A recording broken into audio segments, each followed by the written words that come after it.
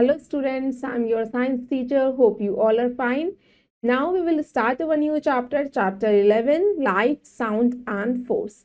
So in this chapter we shall learn about the light. What are the luminous objects and non-luminous objects? And we should know about the luminous objects that can emit light and the non-luminous objects that cannot emit light, and how can we see objects in light and we cannot see the objects in dark. We also know how the sound travels. Sound travels in a medium, that is air. We also know about the force, that is push or pull activity. All these topics we will discuss in our chapter. Now let's begin the chapter. Chapter 11, light, sound and force. So get start. Write L for the objects which emit light, P for sounds which are pleasant, and U for the ones which are unpleasant. Now students, you can identify the different objects that is emit light. You write L here. The objects which sounds are pleasant, you can write P here, and the objects which are unpleasant sound, you can write U here. Now students, let's start. First is the electric bulb. Electric bulb is an object which emits light, so we can write L here. Next is dog barking. Dog barking is an unpleasant sound, so write U here. Next is birds chirping. Birds chirping is pleasant, so write P here. Next is car honking. बच्चों जो car की honking होती है वो unpleasant होती है, so write U here. Next is music. Music is pleasant, write P here. And last one is electric torch. Torch क्या करती है? Emit करती है light, so write L here. Now students, let's read the chapter. When you enter a dark room, can you see anything? No, you cannot see in the dark. What happens when you switch on a bulb? You can see everything. You need light to see things around you. We can play and work in the light. बच्चों, जब भी आप dark room में enter करते हो, क्या आपको कोई चीज दिखाई देती है? नहीं दिखाई देती। क्यों? क्योंकि वहां पे अंधेरा होता है, वहां पे लाइट्स नहीं होती। जैसे आप बल्ब को स्विच ऑन करते हैं तो आपको सारी ही चीजें दिखाई देने लगती हैं। आपको कोई भी चीज को देखने के लिए लाइट की जरूरत होती है। आप लाइट में ही काम कर पाते हैं और खेल पाते हैं। Now students, let's see amazing fact. The sun is the main source of natural light. It provides light, heat and energy to the earth. बच्चों, सन जो है हमारा मेन सोर्स होता है नेचुरल लाइट का। बच्चों, सन से ही हमें हीट, गर्मी मिलती है, वार्मथ मिलती है, लाइट मिलती है और एनर्जी मिलती है। Now students, we can divide objects into two groups. First one is luminous objects. The objects that give out light are called luminous objects. The sun, candles, street lights, torches, bulbs, stars, tube lights are examples of luminous objects. बच्चों, जो objects light को emit करते हैं, जिनमें से light निकलती है, उन्हें हम ल्यूमिनियस ऑब्जेक्ट्स कहते हैं, just like sun, electric torch, stars and tube light. बच्चों, ये सारे आपके लाइट एमिट करते हैं. Next category is non luminous objects. The objects that do not give out light are called non luminous objects. The moon, furniture, books, clothes are examples of non-luminous objects. बच्चों, जो objects light emit नहीं करते वो हमारे non luminous objects होते हैं, just like moon. अब आप कहेंगे कि मून तो चमकता हुआ नजर आता है रात में, उसकी रोशनी होती है. मून की बच्चों खुद की रोशनी नहीं होती, वो किसकी वजह से रिफ्लेक्ट करता है? सन की रोशनी की वजह से आपको चमकता हुआ नजर आता है. इसलिए हमने मून को नॉन ल्यूमिनियस ऑब्जेक्ट की कैटेगरी में रखा है. Table, chair, next is books and last one is cloth. ये सारे लाइट्स एमिट नहीं करते, इसलिए ये नॉन ल्यूमिनियस ऑब्जेक्ट्स होते हैं. We can see non luminous objects only when light falls on them. When light hits an object, some part of it bounces back and reaches our eyes. It enables the object visible to us. बच्चों, जो सारे non luminous objects हैं, अगर कोई भी light source उनके ऊपर टकराती है, कोई भी लाइट रे उनसे बाउंस बैक होके हमारे आईज तक रीच करती है, उसी की वजह से आप नॉन ल्यूमिनियस ऑब्जेक्ट्स को देख पाते हैं. Now next is shadow. When an object blocks the path of light, a shadow of that object is formed. A shadow is a dark patch and is formed in the direction opposite to the source of light. आपको पता है कि कोई भी object अगर light का path block कर देता है। लाइट हमेशा स्ट्रेट लाइन में ट्रेवल करती है, अगर उसके रास्ते के बीच में कोई भी ऑब्जेक्ट आ जाता है तो उस ऑब्जेक्ट की शेडो फॉर्म होने लग जाती है, जिसे हम परछाई कहते हैं। शेडो एक डार्क पैच होता है बच्चों, जो हमेशा हमारे लाइट सोर्स के अपोजिट डायरेक्शन में ही फॉर्म होती है। The following conditions are required for the formation of a shadow. Shadow को फॉर्म करने के लिए first point, presence of light, light का होना जरूरी है। प्रेजेंस ऑफ एन ऑब्जेक्ट, कोई ऑब्जेक्ट का होना जरूरी है जो लाइट को पाथ को ब्लॉक करे।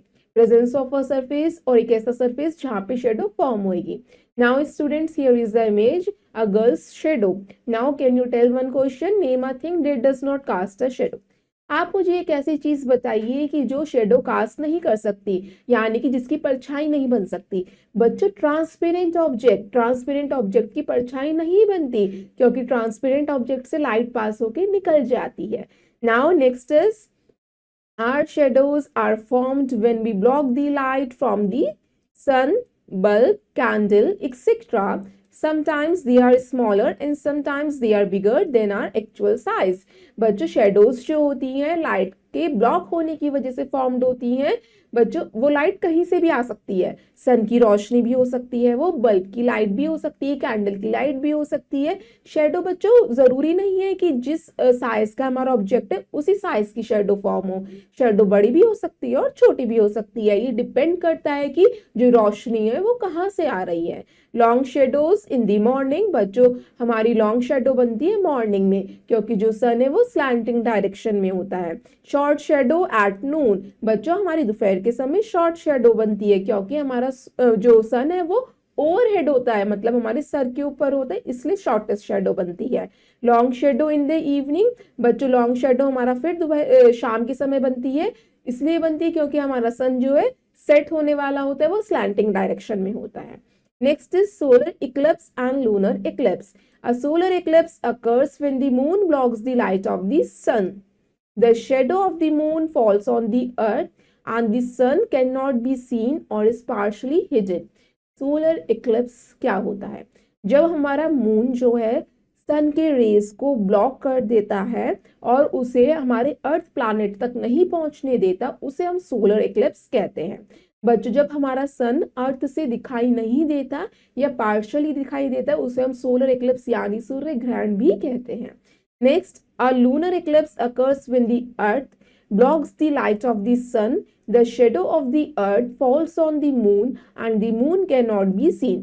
Lunar eclipse जब होता है जब हमारा अर्थ जो है सन की रेस को ब्लॉक कर देता है और जो हमारे अर्थ की शेडो है वो मून के ऊपर बनती है और मून जिसकी वजह से दिखाई नहीं देता, जिसे हम चंद्र ग्रहण यानी ल्यूनर एक्लिप्स कहते हैं। Now students, let's see the image. Solar eclipse, इसमें क्या हुआ बच्चों, सन और अर्थ के बीच में मून आ गया, जिसकी वजह से सन की जो रेस थी वो अर्थ तक नहीं पहुंच पाई या पार्शियली पहुंच पाई, जिसकी वजह से फुल शेडो या पार्शियल शेडो बनती है। Now next is lunar eclipse, जब हमारे सन और मून के बीच में अर्थ आ जाती है उसे हम ल्यूनर एक्लिप्स कहते हैं, जिसकी वजह से फुल शेडो या पार्शियल शेडो बनती है। Now next, let's see fun activity. Now students, you required some materials to perform this activity, a torch, a book, a clear glass tumbler and a tracing paper. Now you can follow the procedure. Hold the book, clear glass tumbler and the tracing paper in front of the wall one by one. Ask a friend to shine the torch on each object. आपको क्या करना है, एक बार book लेके जाएंगे, एक बार clear glass tumbler लेके जाएंगे, एक बार ट्रेसिंग पेपर लेके जाएंगे वॉल के पास वन बाय वन, और अपने एक फ्रेंड से कहेंगे कि वो टॉर्च की जो रेज है वो उस ऑब्जेक्ट के ऊपर एमिट करे। Now let's see, what do you find? The book cast a dark shadow. आपको ये नजर आएगा कि बुक की सबसे ज्यादा डार्क शेडो बनेगी। The clear glass tumbler does not cast a shadow. और जो ग्लास टम्बलर है, जो आपका ट्रांसपेरेंट ग्लास है, उसकी शेडो नहीं फॉर्म होगी। The tracing paper cast a very faint shadow. और जो ट्रेसिंग पेपर है उसकी धुंधली शेडो बनेगी, फेंट शेडो बनेगी। Now you can conclude that the book casts a dark shadow because it completely blocked this light.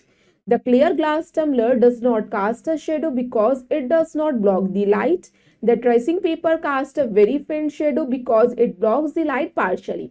बच्चों, हमने ये समझा इस एक्टिविटी से कि जो हमारा बुक है वो क्या है, हमारा लाइट को पूरी तरीके से ब्लॉक कर रहा है, इसलिए उसकी शेडो सबसे ज्यादा डार्क बनी है। हमारा ग्लास टम्बलर जो लाइट को ब्लॉक नहीं कर पा रहा, इसलिए इसकी बिल्कुल भी शेडो फॉर्म नहीं हुई है। हमारा ट्रांसलूसेंट पेपर यानी जिसे हम ट्रेसिंग पेपर भी कहते हैं, वो कैसा कर रहा है, पार्शियली शेडो फॉर्म कर रहा है, क्योंकि वो पार्शियल ही लाइट को पास कर पा रहा है। इस तरीके से जो हमारा ऑब्जेक्ट जितनी अच्छे लाइट को ब्लॉक करता है, उसकी शेडो उतनी ही अच्छी फॉर्म होती है। Now next is sound. We hear different types of sounds: chirping of birds, ringing of bells, honking of vehicles, and voices of your friends. All examples of sound. Sound is a form of energy that can be heard by ears. अब sound क्या होती है? आपको अलग अलग आवाजें सुनाई देती हैं। बर्ड्स की चिरपिंग, चिड़ियों की चहचहाहट, बेल्स का रिंग होना, व्हीकल्स का हॉन्क करना, अपनी फ्रेंड्स की वॉइस, ये सारे आपके एग्जाम्पल्स है साउंड के। बच्चों, साउंड एक तरीके की एनर्जी होती है जो हमारे ईयर्स तक पहुंच पाती है और हम उसे रिकॉग्नाइज करते हैं। Now students, let's see amazing fact. Sound travels through the air. If you shout on the moon, nobody can hear you because there is no air on the moon. बच्चों, आपको पता है, जहाँ पे हवा होती है वहीं पे हमें आवाजें सुनाई देती हैं, जहाँ पे एयर प्रेजेंट नहीं होगी, just like on the moon. चांद के ऊपर हमें किसी की भी आवाज सुनाई नहीं देती क्योंकि मून के ऊपर एयर प्रेजेंट नहीं होती। Now students, types of sound. Pleasant sound. Some sounds like chirping of birds and the playing of a flute are soft, soothing and enjoyable. Such sounds are called pleasant sound. कुछ sounds बच्चों, जैसे bird की chirping होती है, चिड़ियों की चहचहाहट हो गई, या फ्लूट्स का प्ले करना, ये सारी साउंड आपको अच्छी लगती हैं, जो सूथिंग होती हैं, सॉफ्ट होती है, आप उसे एंजॉय करते हो। उन सारे साउंड्स को हम प्लीजेंट साउंड्स कहते हैं। Second is unpleasant sounds. Sounds like the horn of vehicles and loud music are harsh and make us uncomfortable. Such sounds are called unpleasant sounds or noise. बच्चों, कुछ साउंड्स जैसे vehicles का horn करना, loud music का play करना, ये harsh होती हैं, जो आपको अच्छी नहीं लगती, जो आपको अनकंफर्टेबल कर देती हैं, जिनसे आपका हेडेक हो जाता है, उन्हें हम क्या कहते हैं, नॉइज यानी शोर या unpleasant sound. Now student, next is force. A pull or push upon an object is called force. We cannot see force, but we can see what force can do. अगर हम किसी भी चीज को पुल करते हैं या पुश करते हैं, धक्का देते हैं या अपनी ओर खींचते हैं, उसे हम फोर्स कहते हैं। बच्चों, फोर्स को हम देख नहीं सकते। फोर्स को हम सिर्फ कब देखते हैं, जब फोर्स की वजह से कोई भी ऑब्जेक्ट मूव करता है या रुक जाता है। Now let's see the activity. Force can stop a moving object. Force से किसी भी मूविंग ऑब्जेक्ट को रोका जा सकता है। Force can move an stationary object. Force से किसी भी रुके हुए ऑब्जेक्ट को मूव करवाया जा सकता है। Force can change the shape of an object.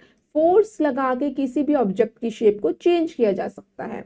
Now, force can make an object move faster और slower. It can also make a moving object changes direction. Force से किसी भी ऑब्जेक्ट को तेजी से मूव करवाया जा सकता है या किसी भी तेज ऑब्जेक्ट को रोका जा सकता है। फोर्स से हम किसी भी ऑब्जेक्ट जो मूव कर रहा है उसकी डायरेक्शन को चेंज कर सकते हैं। When two things touch each other, friction develops. अगर कोई भी दो चीजें आपस में टच करती हैं तो उसमें फ्रिक्शन क्रिएट होता है। अब फ्रिक्शन क्या होता है? Friction is a special force that shows movement. Friction एक स्पेशल फोर्स होती है जिससे हमें मूवमेंट का पता चलता है। So, when you push or pull an object to move it, the force of the push or pull should be greater than the force of friction. बच्चों, अगर आप किसी भी ऑब्जेक्ट को मूव करवाने के लिए उसे पुश कर रहे हैं या पुल कर रहे हैं, तो जो आपका पुश या पुल कर रहे हैं उस ऑब्जेक्ट को, वो बड़ा होना चाहिए, ज्यादा होना चाहिए फोर्स ऑफ फ्रिक्शन से। फोर्स ऑफ फ्रिक्शन क्या करती है? उस ऑब्जेक्ट को स्टेशनरी रखती है, मूव नहीं करवाती। अगर हमें उस ऑब्जेक्ट को मूव करवाना है तो हमें फ्रिक्शन से ज्यादा फोर्स लगानी पड़ेगी। When friction is very low, things slide. When it is high, things do not move. But if there were no friction, we will not be able to walk. We will keep slipping off. आपको पता है friction के क्या क्या applications होते हैं? Friction अगर कम है यानी थिंग्स जो है स्लाइड करेंगी, फिसलेंगी, मतलब हम रुक नहीं पा रहे। फ्रिक्शन क्या करती है? किसी भी ऑब्जेक्ट को स्टॉप करने का काम करती है। अगर फ्रिक्शन ज्यादा है मतलब स्टॉपिंग पावर ज्यादा है तो कोई भी ऑब्जेक्ट मूव नहीं करेगी। अगर बच्चों फ्रिक्शन है ही नहीं, कहीं किसी भी प्लेस पे आप देखते हैं फ्रिक्शन नहीं है, तो आप उसमें फिसलते हुए चले जाएंगे, स्लाइड ऑफ हो जाएंगे और बिल्कुल भी नहीं चल पाएंगे, क्योंकि फ्रिक्शन जो है आपको मूव करने में, वॉक करने में भी हेल्प करती है। Now students, we come back to look around your classroom carefully and make two different lists of things that you can push or pull. Now students, you can observe in your classroom and make two different lists of things. First column, things I can push, जो things आप push करते हैं, जो आप धक्का देते हैं जिन चीजों को, things I can pull, जो चीजें आप अपनी तरफ खींचते हैं। आप any 5 examples you can fill it here in the column. Now students, let's see new words. First word is shadow. A dark shade on a surface that is caused by something being between light and the surface. Shadow यानी परछाई, जो dark shade होता है किसी भी surface पे बनाया जाता है लाइट और लाइट सोर्स के बीच में, उसे हम शेडो यानी परछाई कहते हैं। नॉइस मीन्स अनप्लीजेंट साउंड, जो साउंड आपको अच्छी नहीं लगती, जो अनप्लीजेंट लगती है, उसे हम नॉइज यानी शोर कहते हैं। Force means physical strength, force यानी फिजिकल स्ट्रेंथ, यानी हमारे मसल्स में कितनी पावर है कि हम किसी भी चीज को पुश या पुल करवा रहे हैं। Friction means the rubbing of one surface against another, एक सरफेस का दूसरे सरफेस के ऊपर रब होना या मूव करना, उसे हम फ्रिक्शन कहते हैं। Now students, let's look in a nutshell. First point, the objects that give out light are called luminous objects. जो ऑब्जेक्ट्स बच्चों लाइट एमिट करते हैं उन्हें हम ल्यूमिनस ऑब्जेक्ट्स कहते हैं। Books, cloth, furniture etcetera are examples of non luminous object. बच्चों कुछ हमारे नॉन ल्यूमिनस ऑब्जेक्ट्स होते हैं जो लाइट एमिट नहीं करते, जस्ट लाइक बुक, क्लोथ और furniture. Sound is a form of energy that can be heard by years. Sound बच्चों एक फॉर्म की एनर्जी होती है जो हमारे ईयर्स तक पहुंचती है और हम उस साउंड को रिकॉग्नाइज कर पाते हैं। There are two types of sounds, pleasant sounds and unpleasant sounds. बच्चों दो तरीके की साउंड्स होती हैं, एक प्लीजेंट जो आपको अच्छी लगती है, कंफर्टेबल लगती है, और नेक्स्ट इज अनप्लीजेंट जो हार्श होती है। आप पुश और pull upon an object is called force. बच्चों अगर हम किसी भी ऑब्जेक्ट को पुश कर रहे हैं या पुल कर रहे हैं उसे हम फोर्स कहेंगे। When two things touch each other, friction develops. बच्चों अगर कोई भी दो चीजें आपस में टकराती हैं तो उसमें फ्रिक्शन डेवलप होता है। Now students, it's exercise time. Let's do exercise A. Take write the correct option. Now you can choose the right one. First, it is the main source of light on earth. बच्चों अर्थ पे light का main source क्या है? सन, सूरज। B is the right answer. Sound is a form of energy. B is the right answer. A push or pull is called a force. A is the right answer. A dark shape of an object formed when it blocked the passage of light. So C is the right answer. Unpleasant sound are called as, unpleasant sounds को हम क्या कहते हैं बच्चों? Noise. C is the right answer. Next, we do exercise B. Fill in the blanks.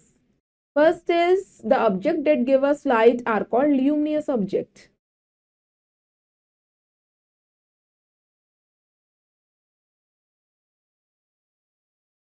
Next, we can see dash objects only when light falls on them. We can see non-luminous objects.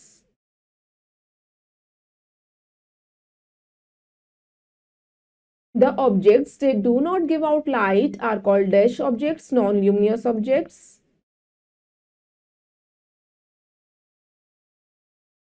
Now, next is dash is a form of energy that can be heard by ears, sound. A dash or dash upon an object is called force, a push or pull. Now let's do exercise C.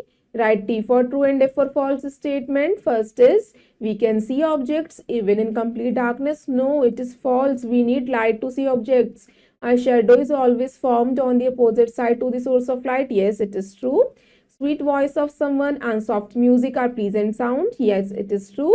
We can see force but cannot see what force can do. No, it is false. Force can make an object move faster or slower. Yes, it is true. Now students, rest of the exercise you will do yourself. I hope you all students have understood this chapter.